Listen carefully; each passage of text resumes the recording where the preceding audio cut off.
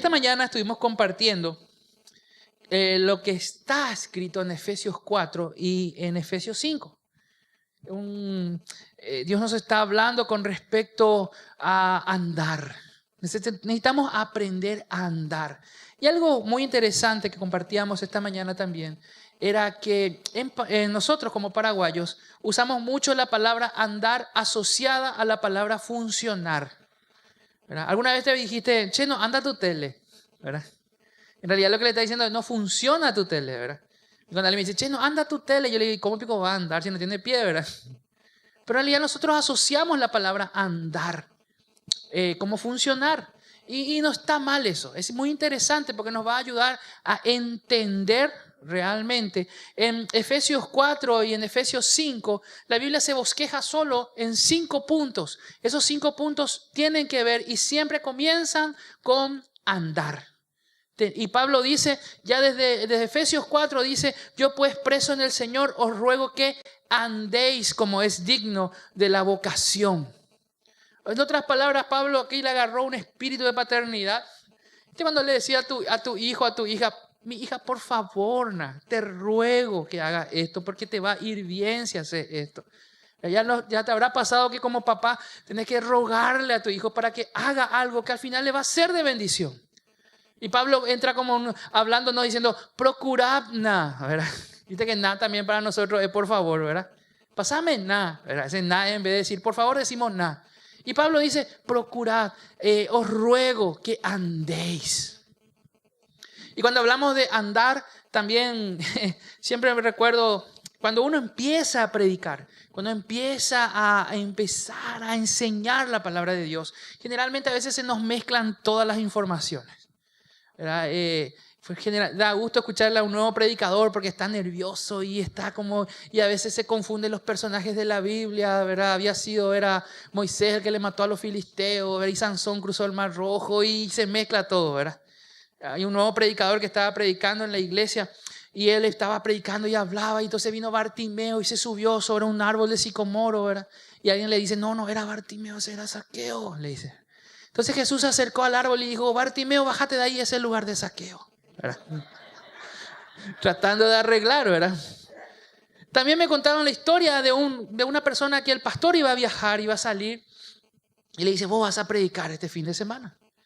Y entonces él se puso nervioso y empezó iba a predicar sobre Lázaro, ¿verdad? Sobre la muerte y la resurrección de Lázaro. Y siempre que cuando el pastor va a viajar, en otra iglesia pasa eso, acá no. O cuando el pastor no está, le da para que predique a otro y hay otro que se enoja y dice, ¿por qué no me dijo a mí? Yo predico mejor que él.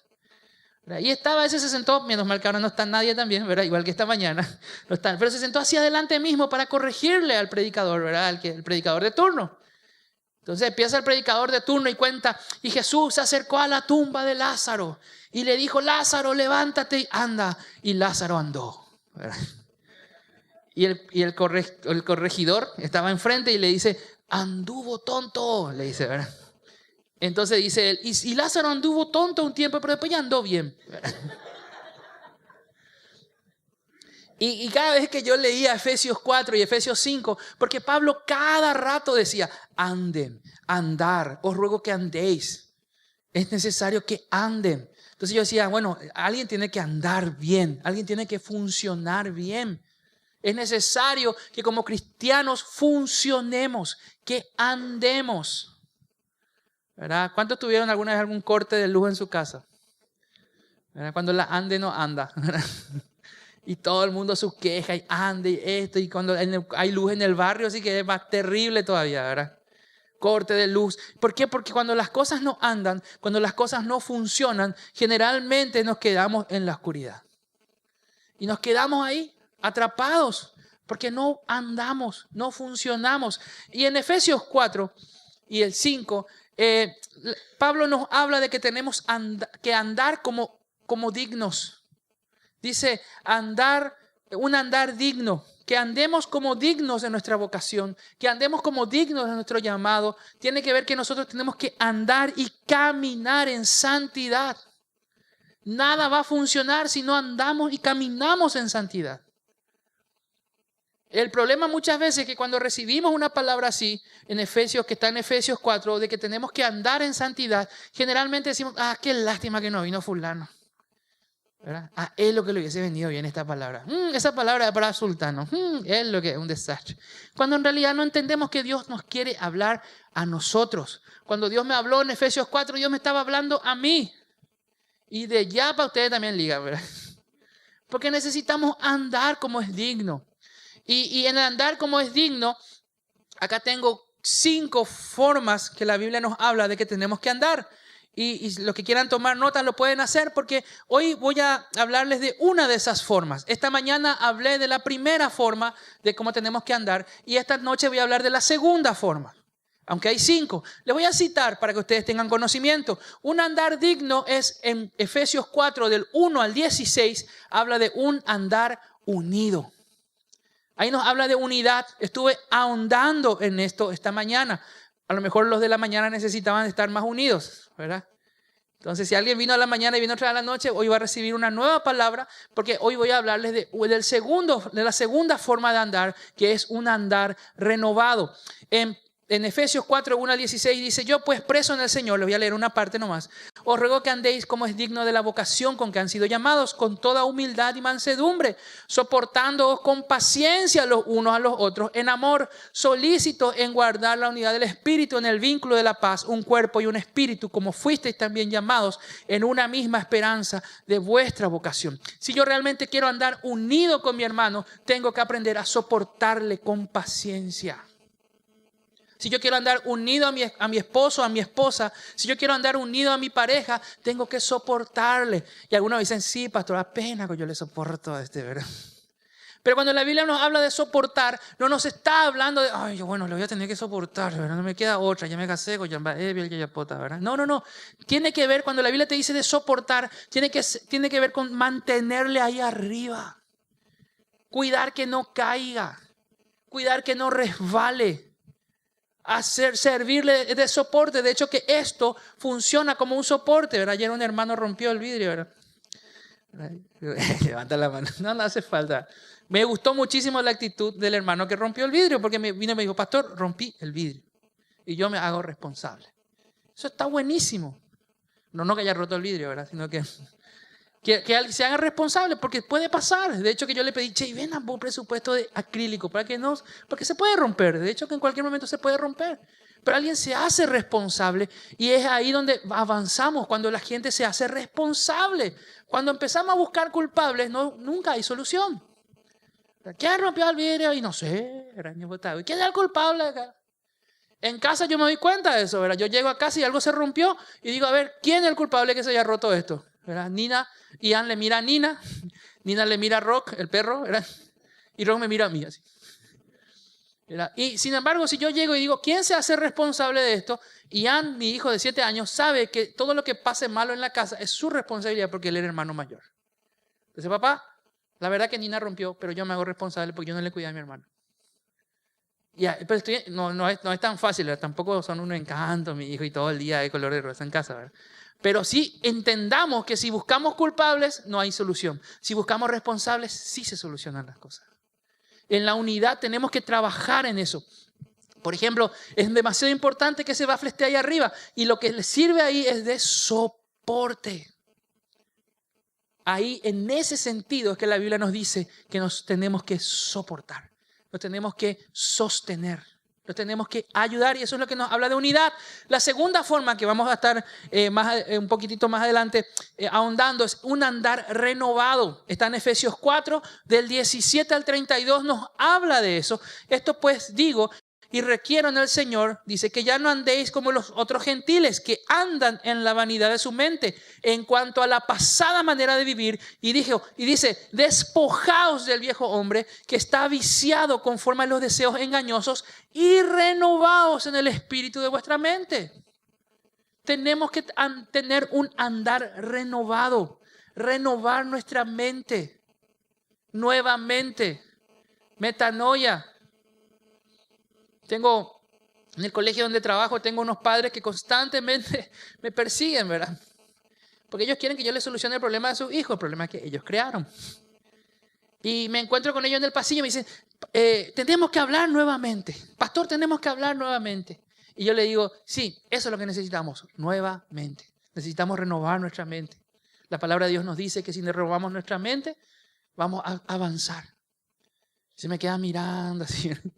Le digo, es lo que necesitamos, renovar nuestra mente. Si nosotros no renovamos nuestra mente, no vamos a avanzar.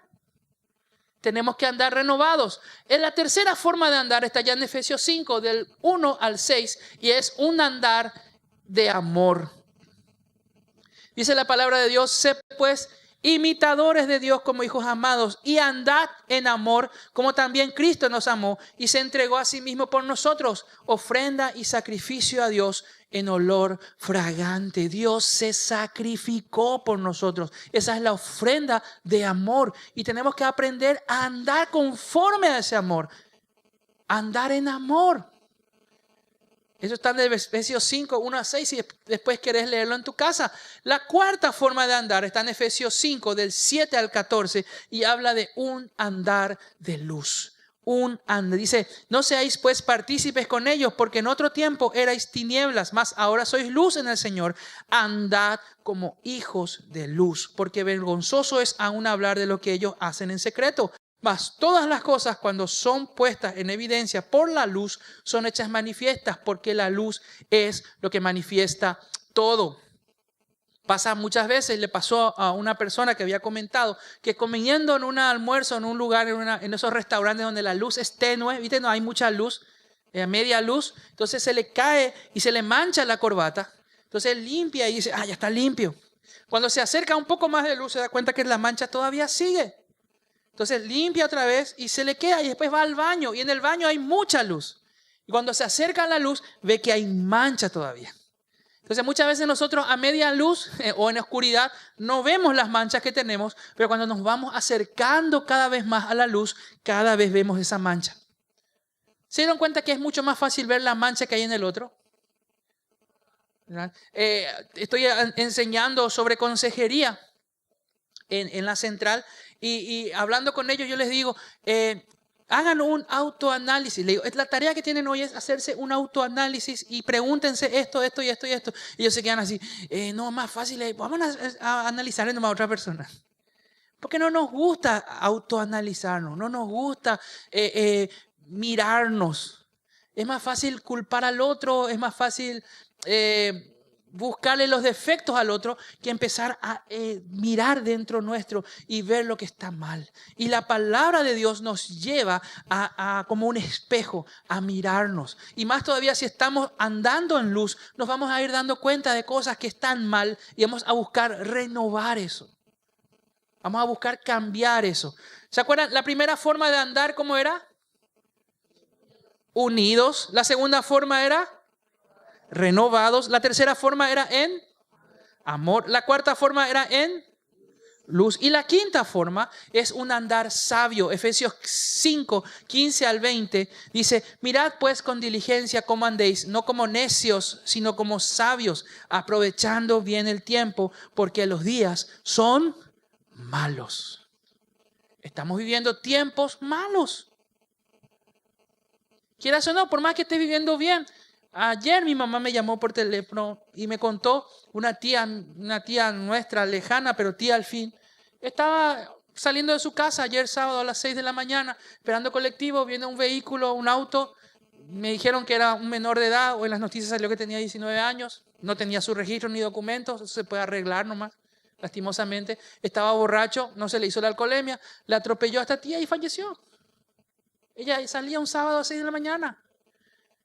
Estamos viviendo tiempos en donde no sabemos si realmente nos va a ir bien o nos va a ir mal. Ayer un hermano que está sentado acá frente mío me dio el susto de mi vida. Estaba bajando el vehículo acá enfrente y vos venías con una capucha, ¿verdad? Y se acercó así, yo dije, Señor, por favor. Y estaba diciendo a mi esposa, estaba a punto de decirle a mi esposa, cerrar el auto y andate, ¿verdad? Y se saca la capucha y dice, ¿qué tal, pastor? Me dice, hola, le dije yo. Jamás me puse tan contento de verte. Dice, qué bueno, ¿qué tal, hermano? Bendiciones. ¿Por qué? Porque generalmente pasa que vos te vas con tu auto y ¿qué va a pasar si viene una moto con 2 personas a bordo con un casco? ¿Qué es lo que vas a pensar? Me van a asaltar. Me pasó una vez, también estaban así hablando en una esquina, para así una moto, una persona con un casco y se saca el casco y me dice, hola pastor, ¿cómo estás? Hola, ¿qué tal? Porque estamos viviendo días malos. No sabemos. Entonces lo que nos dice es que tenemos que andar sabiamente. Tenemos que pedirle a Dios mucha sabiduría. Mucha sabiduría. Esta semana nos sorprendió la noticia del pastor que fue acusado de abuso. Y en todos los medios salió de que abusó y todo el mundo empezó a acusar, a juzgar, a condenar. Y nadie ni siquiera se interiorizó si esa acusación era cierta, era verdadera. Hay toda una familia detrás, conozco a sus hijos. Son jóvenes excelentes que sirven a Dios. Jóvenes que estarán sufriendo por todo lo que hablaron de este pastor. El viernes salió la noticia de que no hubo abuso, no hubo nada. Era algo que estaba en Facebook del teléfono del pastor. Al final no pasó nada. Pero la fiscal ya salió hablando en los medios del abuso y del abusador y el pastor que abusó. Yo ya veía los comentarios, era no solo hacer eso, pero no sé ni por qué hice, pero abajo el comentario, estos pastores del centro familiar y de otras iglesias. Y yo decía, ¿qué tenemos que ver nosotros? Pero ya empezaron las acusaciones. Estamos viviendo tiempos malos donde tenemos que andar sabiamente. Tenemos que cuidar todo. Cuidar los detalles. Andar sabiamente. En el colegio donde trabajo, a las chicas adolescentes yo no les saludo con besos ni nada. Famoso el saludo con los jóvenes. Buena onda, ¿verdad? Una profesora me dijo eso. ¿Por qué vos no les saludás a ellos? No, le dije. Qué exagerado. Y no, quiero andar sabiamente. Porque hay que cuidarse, hay que cuidar los detalles. Tenemos que empezar a andar. Esta mañana les dije que ahondé mucho en Efesios 4, del 1 al 16, con respecto a la unidad. Ahora quiero que ahondemos en la segunda, de un andar renovado. Efesios 4, de 17 al 32. Dice, y quiero hacerte una pregunta. Si por ahí termina el culto hoy, te vas a tu casa y decís, tengo mucha energía. Voy a hacer ejercicio. Y te pones a hacer ejercicio, ¿verdad? Tener una caminadora, sacar las ropas, que antes la ropa la pones para, ¿verdad? Le colgas en la caminadora. Sacar la ropa, sacar la frazada, la colcha que pusiste todo encima y empezar a usar tu caminadora. Sudás muchísimo, está bueno eso, se suda todo, hiciste ejercicio y decís...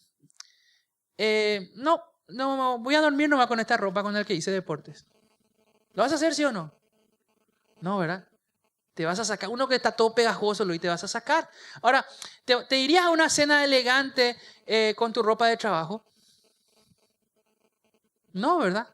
Otra pregunta, ¿saldrías a correr con la ropa de gala? No, ¿verdad? Lo que trato de hacerte ver es que para cada actividad especial hay una forma de vestir especial. Y la Biblia nos habla de eso. Y Pablo inicia este llamado con el siguiente mandato en Efesios 4:17. Esto pues digo y requiero en el Señor que ya no andéis como los otros gentiles que andan en la vanidad de su mente. Aquí los otros gentiles son los incrédulos. Luego, si hay una forma de andar, un estilo de vida, una conducta específica que sea propia de los incrédulos, es una vestimenta que pertenece a nuestra vida pasada y nada tiene que ver con nuestra profesión actual, nuestra vida actual, nuestro llamado actual. Tenemos que despojarnos. Lo primero que tenemos que entender como cristianos es que en tanto no nos despojemos de la vieja vestimenta, no vamos a poder vestirnos de la nueva. Conozco gente que en invierno no se cambia su ropa interior. Y eso sí o sí se nota, principalmente en el colectivo a las 6 de la mañana, ¿verdad? ¿Cuánto le agrada viajar en colectivo en invierno a las 6 de la mañana, todo cerrado? Yo soy no quiero decir enfermo, ¿verdad? Porque ya se va a tomar mal, pero soy un maniático, por decirlo de alguna manera, de bañarme en la mañana. Si no me baño en la mañana, no me despierto. Hay veces a lo mejor tengo que salir rápido de casa, ¿verdad? Y no me baño. Me pasó una vez, ¿verdad? Y no estoy despierto. A las 9, a las 10 yo sigo todavía dormido. Pero cuando me baño, me despierto enseguida. Entonces yo tengo que bañarme en la mañana sí o sí, aunque haga frío, aunque haga... Y entonces no puedo concebir el hecho de no sacarme la ropa y ponerme ropa nueva. Y nosotros muchas veces venimos a Cristo y queremos seguir viviendo con nuestra vieja manera de vivir, con nuestra vieja manera de vestir. Y acá dice, en este pasaje de Efesios, hay algunas maneras prácticas acerca de cosas viejas que debemos reemplazar. Por ejemplo, dice, tenemos que empezar a reemplazar la mentira por la justicia y la santidad de la verdad. En Efesios 4, del 24 al 25, habla de eso, que ya no hablemos mentiras. Le escuché decir a mucha gente, por ejemplo, orar. Generalmente los que están en intercesión, y aprovecho que no están ninguna de nuestras dos encargadas para bajarle un poco la caña a la intercesión. Pero dicen, generalmente la gente que está en intercesión dice, y ahora Señor, como dice tu palabra en Efesios 6, me visto, ¿verdad?, con la ropa de guerra, ¿verdad? Me pongo el cinturón de la verdad, la coraza de justicia, y yo, qué bueno, qué gusto, ¿verdad? Pero muchas veces ni tienen ni idea de lo que están hablando. Y saben, esa palabra es tan sencilla. Porque si vos decís, me pongo el cinturón de la verdad, en realidad lo que estás diciendo es, voy a dejar y me comprometo delante de Dios a dejar de decir mentiras. Me gusta mucho que hable del cinturón de la verdad.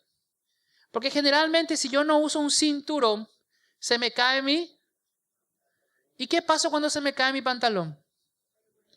Vergüenza. ¿Qué es lo que nos pasa cuando mentimos y se descubre nuestra mentira? ¿Qué sentimos? Vergüenza. Por eso el cinturón de la verdad tiene que ir conmigo. No tengo que mentir. Tengo que decir la verdad porque la mentira tiene patas cortas. Eso dice en primera de... No dice en la Biblia. Pero es una realidad. Alguien dijo por ahí que las mentiras tienen patas cortas y la cola larga. Siempre se la alcanza. Siempre se descubre. Entonces acá lo que nos dice es, deja la mentira. Deja de mentir.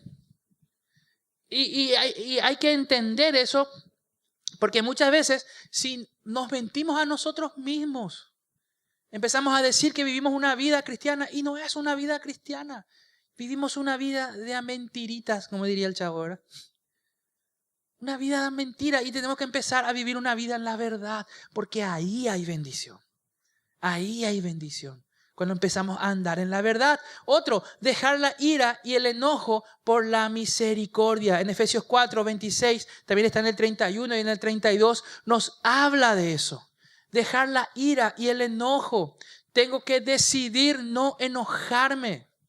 No enojarme es una decisión. ¿Me puede molestar algo? Sí me va a molestar algo, pero no tengo que quedarme en el enojo. Porque el enojo, dice la palabra en Proverbios, reposa en el seno de los necios. Airaos, pero no pequéis. No se ponga el sol sobre tu enojo. Porque a veces está bien que te moleste algo, ¿verdad? Pero si vos te quedás enojado por algo, entonces estás pecando. Porque el enojo empieza a brotar como una raíz de amargura. Y yo conozco gente que vive todo el tiempo enojada. Qué horrible vivir con alguien así, ¿verdad? Espero que no te toque. Gente que vive enojada. Gente que vive en el enojo. Te digo, no está mal que te molesten cosas. Pero si permaneces enojado, te estás perdiendo de la libertad en Cristo. Otro, empezar a cambiar el hurto por el trabajo. En Efesios 4:28 dice, el que estaba robando que deje de robar. Y el que hurtaba no hurte más, sino que trabaje haciendo con sus manos lo que es bueno para que tenga que compartir con el que padece necesidad. Y muchas veces nos toca que estamos en necesidades y la Biblia nos dice que tenemos que empezar a trabajar con nuestras manos y Dios nos va a bendecir. Es una promesa. Una promesa que tenemos que empezar a trabajar. Ahora, dice también las palabras corrompidas por las palabras que edifican. Desde Efesios 4, 29 al 30. Dice, ninguna palabra corrompida salga de vuestra boca, sino la que sea buena para la necesaria edificación, a fin de dar gracia a los oyentes. Tengo que deshacerme de las palabras que no edifican. Vamos a leer el versículo 30. Dice, y no contristéis al Espíritu Santo de Dios, con el cual fuisteis sellados para el día de la redención. Si yo uso palabras que no edifican, estoy contristando al Espíritu Santo. El Espíritu Santo se va de mí. Teníamos unos amigos, un grupo de amigos cuando era adolescente que bromeábamos con eso, pero era una broma en serio. Estábamos hablando y alguien decía una grosería, de repente se le escapaba una mala palabra y decíamos, Espíritu Santo, vení otra vez. No te vayan a... ¿verdad? Y ahí era una forma de decir, hey, se fue, la paloma se fue. Porque usaste una mala palabra. Ahora, usaste una palabra que no edifica. Palabra que no edifica. Mi hijo es un tonto. Mi hija lo es un desastre. Yo recuerdo que cuando empezaba a ser consejero de jóvenes en una iglesia en Lambaré, se acerca una señora, joven esta señora, y me dice, acá está mi hijo, él es un satánico. Hablarle un poco. Y su hijo tenía 10 años. Entonces me acerqué a él y le dije, che, ¿qué tal? ¿Cómo estás? ¿Cómo andas, don Sata? No, y le pregunté, empecé a hablar con él y tratar de entender por qué. Y a él le gustaba mucho dibujar y obviamente dibujaba calaveras y dibujaba. Entonces le dije, ¿y te gusta dibujar calaveras? Sí. ¿Y por qué te gusta dibujar calaveras? Y porque es lo que yo sé dibujar, me gusta. Y le dije, practica otras cosas. ¿Y qué, por ejemplo? Y no sé, una oveja, un león, un tigre, pero con piel y pelo, ¿verdad? Bueno, ahí me dibujar la calavera de un tigre, ¿verdad? Entonces le empecé a guiar en eso. Y él empezó a dibujar y era muy buen dibujante. Le decía, wow, qué buen dibujo, qué excelente. Y empezó a dibujar y a dibujar. Y después vino y me dijo, le oraste a mi hijo, ¿verdad? Le liberaste porque ahora ya dibuja cosas lindas. Y yo le dije, señora, si vos le seguís diciendo a tu hijo que es un satánico, él va a pensar como satánico y es muy probable que Satanás use eso y va a hacer que tu hijo sea un satánico. Esta señora tiempo después volvió y le trajo a su hija de 12 años y me dijo, acá te traigo a mi hija. Ella es una bandidita. Y yo decía, señora, vos lo que tenés que venir junto a mí. Y bueno, y después hablamos con ella, ¿verdad? Y hablé y ella tenía 12 años. Obviamente a los 12 años tienen las hormonas disparadas y le gustaba un muchacho y le gustaba otro y no se decidía. Entonces le dije, no, tranquila nomás, hasta los 18 no tomes ninguna decisión, no andes con nadie. Hace poco he visto una foto de ella, se estaba casando en Cancún. Obviamente con un empresario, o sea, no se va a casar en Cancún con un pastor. Se está casando con un empresario próspero. Tomó una buena decisión. Pero si ella crecía todavía con esa mentalidad que su mamá le metió, de que era una bandidita, probablemente iba a terminar como una bandidita. Porque muchas veces las palabras que salen de nuestra boca le pueden, no es muchas veces, siempre le pueden condenar o le pueden bendecir al otro. Por eso es que cuando nosotros andamos en realidad renovados, tenemos que renovar lo que decimos, renovar nuestras palabras. Estos son mandamientos directos al creyente que forman parte del cuerpo de Cristo, ya que está llamado a edificar al templo del Señor. En Efesios 2, 20, 22 nos habla de eso. Dice, es nuestra responsabilidad edificar. Dios nos va a pedir y nos va a demandar de cada palabra que sale de nosotros. ¿Se acuerdan de la parte práctica? ¿Qué teníamos que hacer? Primero, Efesios 4, 24, 25. ¿Qué dice Efesios 4, 24, 25? Que tenemos que dejar de mentir. Dice, y vestidos del nuevo hombre, creados según Dios en la justicia y santidad de la verdad. ¿Podemos poner el 23? Ya que estamos. Dice, y renovaos en el espíritu de vuestra mente. El 22. En cuanto a la pasada manera de vivir, despojaos del viejo hombre. Entiendan bien una cosa. La Biblia no nos dice, en cuanto a la pasada manera de vivir, si por ahí te molesta la pasada manera de vivir, ven a la posibilidad por ahí, si querés, despojarte. ¿Entendés? No, Pablo dice, en cuanto a la manera de vivir, a la pasada manera de vivir, y habla de algo violento, algo que tenés que hacerlo, algo que tenés que decidirte, ¿verdad? No me sale nomás porque nunca fui stripper en mi vida, ni pienso serlo, ¿verdad? Pero viste, ese que sacate todo, ¿verdad? Sacate, despojate. Tiene que ser algo violento, decidido. No, porque si vos estás, sí me saco, ¿verdad? Sí y está ahí medio, no, despojate de tu pasada manera de vivir, vestite de la nueva manera de vivir, renovate, renova tu mente, renova tu corazón. La Biblia nos dice que tenemos que traer todo pensamiento cautivo a la obediencia a Cristo. Todo aquello que me enseñaron, yo tengo que traer al colador de Cristo, a entender a la luz de la palabra. Aquellos que estuvieron metidos en metafísica, aquellos que estuvieron metidos en proyección astral, en todas esas cosas raras. Oye, en la clase una hermana comenta así en medio de la clase que ella sale de su cuerpo, ¿verdad? Y que habla con su marido y su marido no le hace caso y ella ve que está acostada ahí. Y yo digo, mamá querida, ¿dónde estoy, verdad? En clase de consejería a líderes. Y yo me quedé así, ¿verdad? ¿Cómo así? ¿Dónde es tu celular? Porque ella contaba que ella practica eso. Y le dice, no, tenés que renunciar a eso. No es de Dios eso. Es una oportunidad perfecta para que demonios vengan a habitar en tu cuerpo mientras que vos te estás paseando por ahí. Yo le dije medio broma, serio, che, atendé para no estar ahí tan lejos porque por ahí te perdés. Pero eso es porque no renunció a esa antigua manera de vivir. Sigue coqueteando con el pecado, sigue coqueteando con lo oculto. Cuando la Biblia nos dice, dejemos de lado aquello, despojémonos de eso, renovemos nuestro entendimiento en cuanto a nuestra pasada manera de vivir. Salgamos de eso. Dice en Efesios 4, 26, 31, 32, simplemente para repasar, dice que tenemos que dejar la ira y el enojo y reemplazarlo por la misericordia. Dejar nuestra ira, nuestro enojo, reemplazar por la misericordia de Dios. Yo sé que muchas veces nos pasa, que pasa algo que nos molesta y decimos, Señor, trae justicia, Señor. Trae justicia. A mí me pasó muchas veces, Señor, mira, los hermanos hablan mal de mí. Trae justicia. Como nos decía el pastor Lozano, ¿verdad? Agarra tu dedo y apagarle, ¿verdad? Pero tenemos que entender que si pedimos justicia, Dios va a traer justicia para todos. Porque Dios hace llover sobre justos y sobre pecadores. Entonces cuando yo aprendí eso y dije, si Dios trae justicia, y bueno, ¿qué tal estoy yo? No estoy tan bien tampoco. Señor, trae nomás misericordia.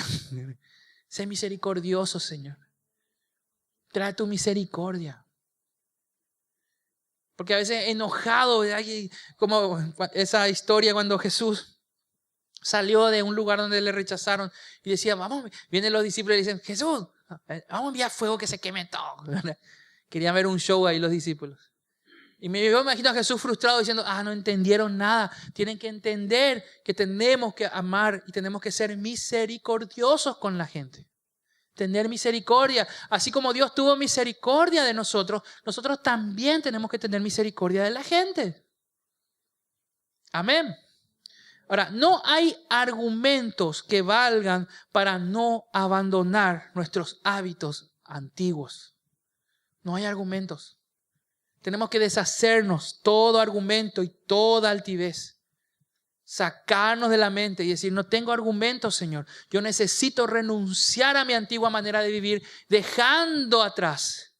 La Biblia también nos habla y nos dice, despojándonos de todo peso y del pecado. O sea, lo que a mí me marca esta palabra de Dios es que hay un peso que yo tengo que despojarme, que a lo mejor ni es pecado. ¿Se entiende? Pero es un peso que lo voy teniendo, que tengo que despojarme de eso para empezar a proyectarme a lo que está adelante. Tengo que dejar ese peso. Tengo que dejar ese quebranto. Esa preocupación la tengo que traer a los pies de Cristo, porque es una preocupación que me está robando la paz. Esta mañana estamos hablando de que uno de los factores claves para la unidad del cuerpo de Cristo es la paz. Generalmente la gente que no trabaja en pro de la unidad es gente que no tiene paz. Y como no tiene paz, entonces empieza empezando a crear problemas en todos lados. Ahora, una persona que tiene paz no crea los problemas. Pues está en paz. El Salmo dice, mucha paz hay para los que aman tu ley. Si vos amás la ley de Dios, si vos amás al Señor, si vos amás su palabra, vas a estar lleno de paz. No vas a crear problemas, no vas a crear dramas. Vas a evitar los problemas, vas a evitar los dramas. Vas a decir, no, está bien, ya está, avancemos. Amén. ¿Te habló Dios? ¿Te gusta cuando Dios te habla, verdad? Qué confortante que es su palabra. Te trae aliento, ¿verdad? A veces nos habla duro, pero tenemos que recibir eso y agarrar y decir, Señor, esta es una semana donde yo tengo que despojarme de viejos hábitos y empezar a renovar mi mente y a buscarte. El enemigo va a venir y te va a decir, no, no vas a poder. Hace años que venía haciendo lo mismo, nunca vas a poder hacer nada. ¿Qué es lo que vos gusta hacer ahora el cristiano o la cristiana? Va a venir y te va. Y interesante porque él te dice, dale, metele, ¿qué es lo que tanto? Nadie te está viendo. Y después te haces y dices, ¿viste lo que hiciste? ¿Verdad? Él mismo te tienta y él mismo te condena otra vez después. Ese es su trabajo, para eso nació, ese es su llamado. ¿Verdad? Nuestro llamado, ¿cuál es? Reprenderle, someternos a Dios, resistir al diablo. ¿Y qué va a hacer él? Huir. Ni siquiera vamos a tener que combatirle, huir. Pero tenemos que someternos a Dios. Y no es someterte a tu pastor, no es someterte a tu líder, es someterte a Dios. Ahí está tu primera sumisión. Ahí está. Y a partir de ahí, todo fluye. Toda bendición fluye. Vamos a ponernos de pie, por favor. Vamos a tener un tiempo de digerir lo que Dios nos habló.